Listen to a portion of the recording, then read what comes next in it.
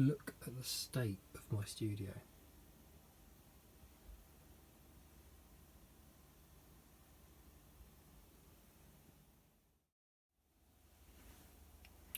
I always felt like Scott McCloud was onto something. I spent 2020 trying to work out what I needed to do for my work. Let's have a look at what Scott did. So in Scott's triangle of art, which he first did in Understanding Comics, we have reality, meaning or language. He uses both, and the picture plane, by which he means the plane or surface on which you're working.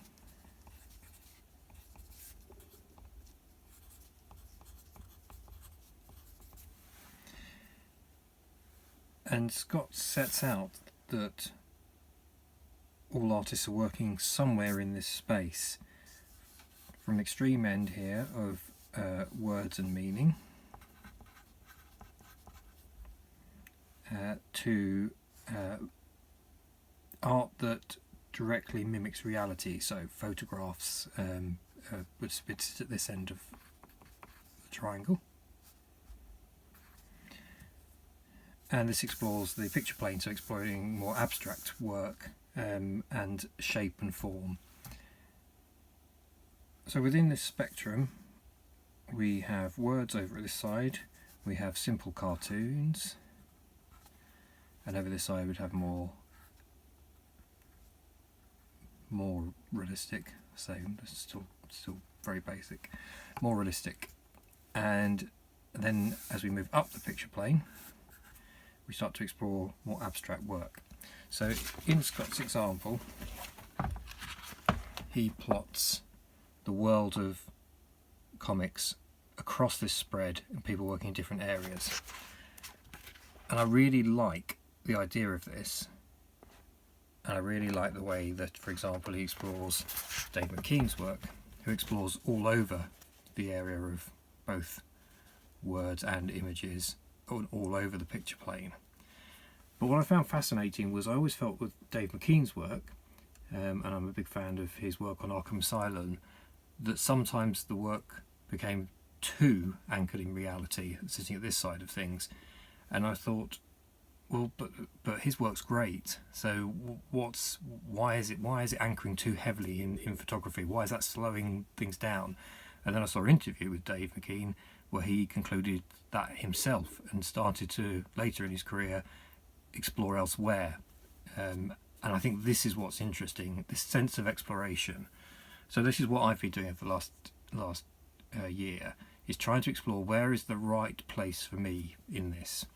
But I think there's something more, there's something else missing from Scott's diagram that I need to look at to help understand this, and it's the relationship with other art forms. Because why is TV and film so dominant to comics and theatre and other art forms? So let's have a look at that. Let's have a look at sound. So motion pictures, cinema, TV have sound which comics do not. So if we extend Scott's triangle and we'll move this into the visual dimension, and we'll move this into sound. And within sound, again, we'll have a spectrum of reality. Sound effects that are part of the scene which they're in.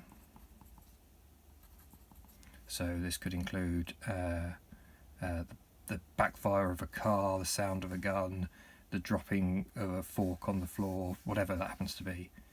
At this end, we've got spoken word.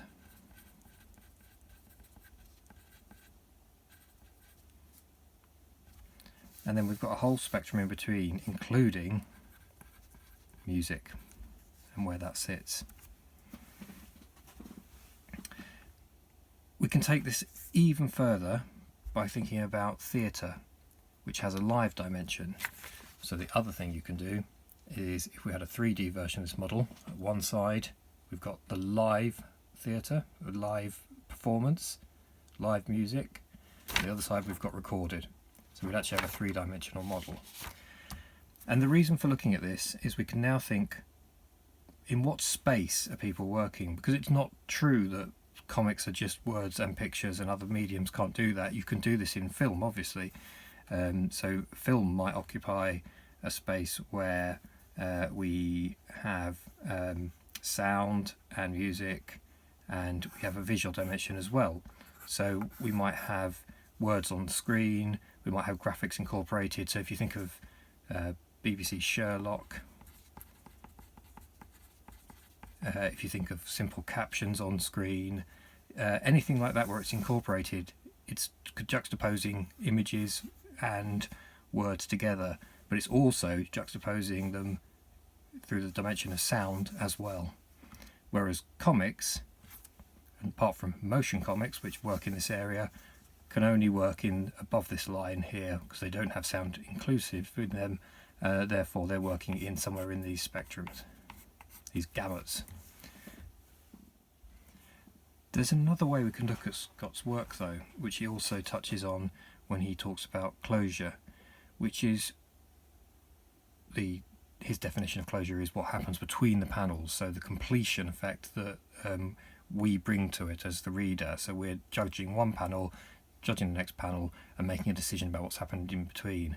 And it's the same effect of what happens off screen effectively. It's also the same effect that happens when you're reading a novel, where you are conjuring the whole world in your mind rather than watching a hyper-realistic film or program or documentary, or the real world if we bring in our third dimension.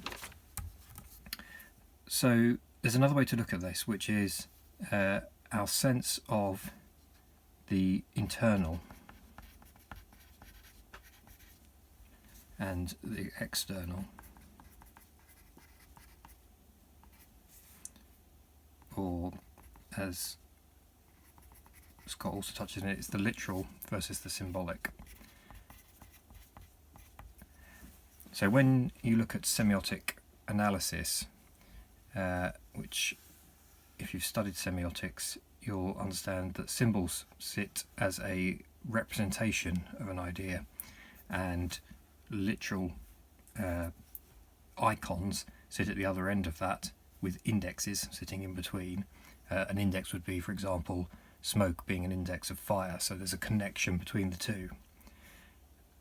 The important thing about this power of the symbolic internal is the amount the reader has to bring to this work, which is why novels have such good novels have such a great resonance with people, because you're bringing so much to that, and that's true of comics as well. But comics are also bringing in the visual world. So the question for me was, well, where do I want to sit on this line between the two, and how much do I want to be happening in the reader's head rather than showing the reader? And this is sometimes why there's some criticism of photorealistic work, is it's not allowing enough space in the work for the reader to bring their own interpretation to it. The other part for me to explore is, where do I sit on the picture plane? How do I want to play with the shapes of the world, and the design of my work? And I think I'm starting to feel that I need to play in this area where we start to become towards the symbolic and letting things happen for the reader in their own minds. However, cartoons also sit in this area, but for me, I want to add a sense of grit of reality, and that's a sense of texture as well.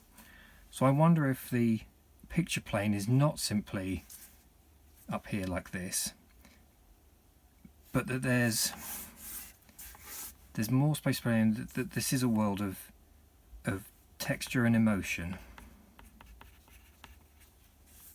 So whether we're exploring the world of light, and so on and so forth here.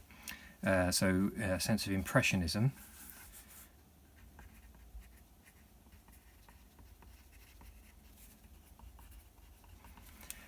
Or if we want to explore that within words, that we need to explore how we are graphically portraying them.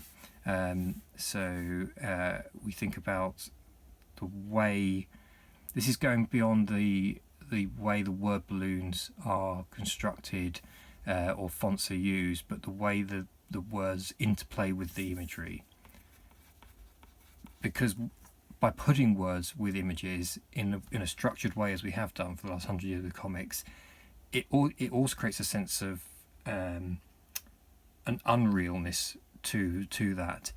And actually, if we can find a space, or if I can find a space for me personally, that brings together that symbolic use of the art, that sense of what happens off panel, that sense of what's in the shadows, what's in the light, and in sense of how the words merge with the art in a way that's more closely linked, there might be more emotion to bring to comics than we currently do.